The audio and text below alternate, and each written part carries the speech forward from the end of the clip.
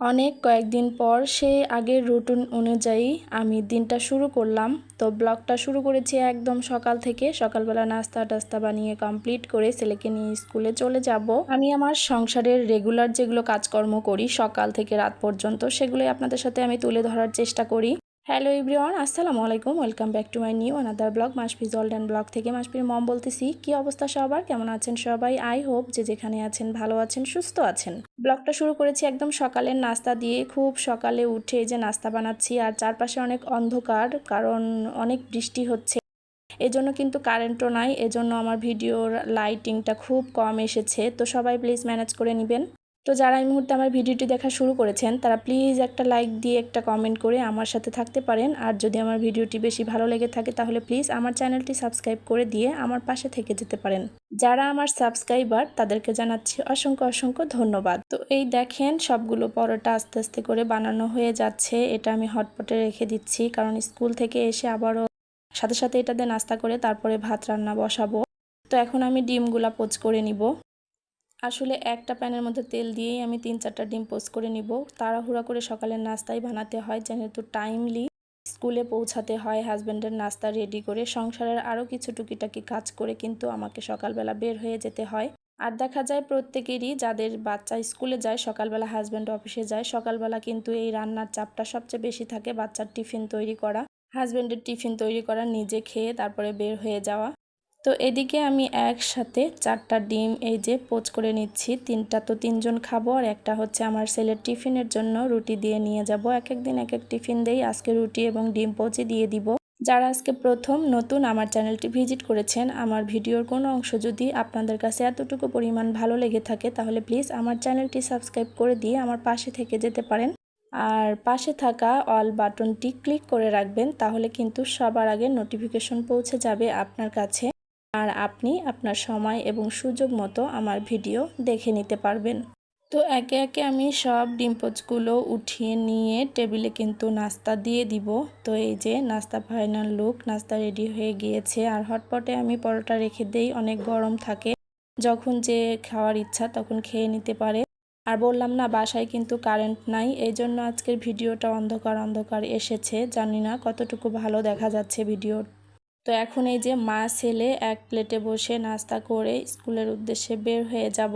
বাচ্চাকে স্কুলে দেওয়ার পর আসলে অনেক ব্যস্তময় দিন যাচ্ছে আমার। সকালে রান্না, দুপুরের রান্না, বাচ্চাকে স্কুল পড়ানো, সব কিছু মিলে দৌড়াদৌড়ি লেগে গিয়েছে। তো এখানে আমি এই যে ছেলেকে খেতে দিলাম, ও হাত দিয়েই খাবে, ওকে রেডি করে দিয়েছি। আর এপাশে এই যে ওর টিফিন রেডি করে দিচ্ছি।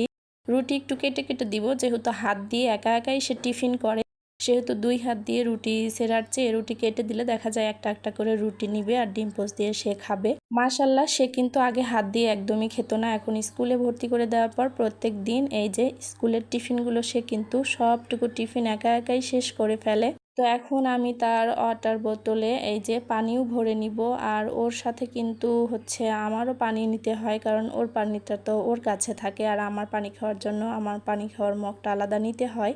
আমি সবসময়ই বাসা থেকে পানি নিয়ে যাই, কারণ বাসার পানি একদম ফিল্টার করা, এতে কোনো সমস্যা হয় না বাচ্চার জন্য। তো এদিকে আমি ওর টিফিন রেডি করে দিচ্ছি, আর ওদিকে কিন্তু ওর বাবা ওকে খাইয়ে দিচ্ছে। আমার খাওয়া দাওয়া অলরেডি শেষ। ও আর আমি যদি একসাথে খেতে বসি তাহলে দেখা যায় দেরি হয়। ওর বাবা কিন্তু মাশাল্লাহ সকালবেলা আমাকে অনেক হেল্প করে, বিশেষ করে ওকে ড্রেস পরিয়ে দেওয়া, ওকে খাওয়ানো। তাহলে হচ্ছে আমি একটু খেয়ে বের হতে পারি, তা না হলে আমার হচ্ছে খাওয়াটাই হয় না। তো এখানে আমি লেবু, চিনি আর একটু ট্যাং দিয়ে একটু শরবত গুলে নিব। লেবু চিনি আমি আগেই ভিজিয়ে রেখেছিলাম, এখন একটু ট্যাং দিয়ে দিব। এই শরবতটা দেখা যায় এখন যেহেতু প্রচণ্ড গরম পড়েছে, ফ্রিজের পানি দিয়ে একটু ট্যাং শরবত গুলে নিয়ে গেলে দেখা যায় বসে থাকতে থাকতে পানি পিপাসা লাগলে তখন খেয়ে নিতে পারি, এতে শরীরের এনার্জিটাও ঠিক থাকে। তো এই যে টিফিন রেডি, এখন টিফিন প্যাকেট করে নিয়ে স্কুলে বের হয়ে গিয়েছি। আর দেখেন যে সে কি খুশি, স্কুলে যাওয়াতে সে খুব খুশি। সে কিন্তু স্কুলে যাওয়াতে একদমই বিরক্ত বোধ করে না, সবসময় সে স্কুলে যাওয়ার সময় খুব খুশি থাকে। মাশাআল্লাহ, আলহামদুলিল্লাহ। তো এর মাঝখানে স্কুল শেষ করে এই যে বাসায় চলে এসেছি। বাসায় এসে এখন ফ্রেশ হয়ে নিব। স্কুল থেকে আসার সময় একটা তরমুজও কিনে নিয়ে এসেছি আজকে। তার সাথে সাথে টুকিটাকি কিছু কিনে নিয়ে এসেছি, সেগুলো আপনাদের সাথে আমি অবশ্যই শেয়ার করব। অনেক দিনের ইচ্ছা ছিল যে এই মগগুলো প্রায় আমি সবার বাসায় দেখি, আর দেখা যায় আমার নিজের কাছেও অনেক পছন্দের। তো এখানে আমি দুধও কিনে নিয়ে এসেছি আর 2-3টা মগ কিনে নিয়ে এসেছি। এই মগগুলো অনেক দিন ধরে কিনবো করে আমার আর কেনাই হয়নি। তো আজকে শেষ পর্যন্ত আমি কিনেই ফেললাম মগগুলো দেখতে আমার কাছে খুব ভালো লাগে, এই যে ইমোজি দেওয়া মগগুলো। তো এই মগ আমি 3টা নিয়েছি 3 জনের জন্য, আমার জন্য আর আমার ছেলের জন্য। আমার ছেলেটা একটু আলাদা নিয়েছি, একটু স্মাইল টাইপের। তো ও খুব দেখে এটা হেসেছে যে মা মগ হাসতেছে। তো ওর কথাটা শুনে আমার খুব ভালো লেগেছে, মগ নাকি হাসে। আমার মগগুলো কেমন হয়েছে প্লিজ কমেন্ট করে যেতে কিন্তু একদমই ভুলবেন না, ঠিক আছে? শুধু কি মগ দেখলে হবে? দুপুরে রান্না করতে হবে না? তো এই যে দেখেন 2 পাশের 2 চুলায় আমি দুপুরে রান্না বসিয়ে দিয়েছি। এখানে আমি আলু দিয়ে লেয়ার মুরগির মাংস রান্না করব, তাই প্রেসার কুকারে রান্না করতেছি। প্রেসার কুকারে রান্না করলে দেখা যায় লেয়ার মুরগির মাংস খুব তাড়াতাড়ি সিদ্ধ হয়, আর এমনি দিয়ে কড়াইয়ে রান্না করলে দেখা যায় দীর্ঘ সময় লাগে এই মুরগির মাংসটা সিদ্ধ হতে। তো এটা আমি প্রেসার কুকারে ভালোভাবে কষিয়ে তারপরে আমি একটু সিটি দিয়ে নিব, তাহলে খুব সুন্দরভাবে সিদ্ধ হয়ে যাবে। একটু আলু দিয়েছি, কারণ সকালে যে রুটিটা বানিয়েছি ওগুলো তো থাকবেই। বিকেলবেলা আলু দিয়ে আর মাংসর ঝোল দিয়ে কিন্তু ওই রুটিগুলো দিয়ে বিকেলের নাস্তা সেরে ফেলতে পারবো। আর এখানে আমি ভেন্ডি ভাজি করে নিব। অল্প পরিমাণে মরিচ দিয়েছি, কারণ এটা কিন্তু বাচ্চাও খাবে। আর ভেন্ডি ভাজিতে একদমই পানি ব্যবহার করব না, এটা একটু সুন্দরভাবে হালকাভাবে ভেজে নিব। ভেন্ডি আমি বেশি পরিমাণে ভাজি না, অল্প পরিমাণে ভাজি, তাহলে কিন্তু দেখা যায় যে ভেন্ডির কালারটা ঠিক থাকে। আর অতিরিক্ত ভাজলে ভেন্ডিটা কেমন যেন মচমচে হয়ে যায়। তো অলরেডি আমার এই যে ভেন্ডি ভাজাও কিন্তু শেষ হয়ে গিয়েছে। এখন আমি করলা ভেজে নিব। একবারে 2-3টা তরকারি রান্না করলে দেখা যায় একদম পরের দিন সকাল পর্যন্ত চলে যায়। যেহেতু স্কুল আছে আমি এরকমই করি, একটু বেশি পরিমাণে তরকারি রান্না করে ফ্রিজে রেখে দেই। স্কুল থেকে এসে যেদিন রান্না করতে ইচ্ছে করে না, দেখা যায় বের করে গরম করে কিন্তু আমি শুধু ভাতটা রান্না করে খেয়ে নিতে পারি।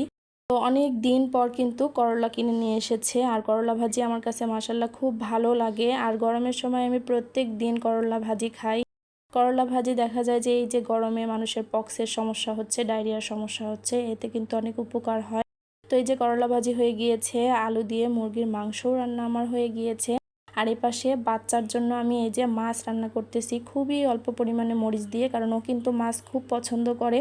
তো দুপুরে খাওয়া দাওয়া শেষে রেস্ট নিয়েছি। আর এটা বিকেলবেলা এই যে তরমুজ কেটেছি, তরমুজগুলো এত পরিমাণে কালারফুল আর মিষ্টি ছিল। তো এই তরমুজ দিয়ে কিন্তু হাজব্যান্ডকে আমি ডায়লগ শোনাচ্ছি, ওই কি রে রসমালাই রসমালাই, মধু মধু, পরিমণি পরিমণি, চাচা হ্যানা কোথায়। কিন্তু প্রচুর পরিমাণে হাসতেছিল আর আমাকে খাইয়ে দিচ্ছিল, ও খাইয়ে নিচ্ছিল। তো যাই হোক, আজকের ভিডিওটি কেমন হয়েছে আপনারা প্লিজ কমেন্ট করে জানাবেন। আজকের ভিডিওটি তরমুজ খেতে খেতে এখানেই রেখে দিচ্ছি। দেখা হয়ে যাবে নেক্সট কোনো ভিডিওতে। ততক্ষণ পর্যন্ত সবাই ভালো থাকবেন, সুস্থ থাকবেন, আমাদের জন্য দোয়া রাখবেন। আল্লাহ হাফেজ সবাইকে, আসসালামু আলাইকুম।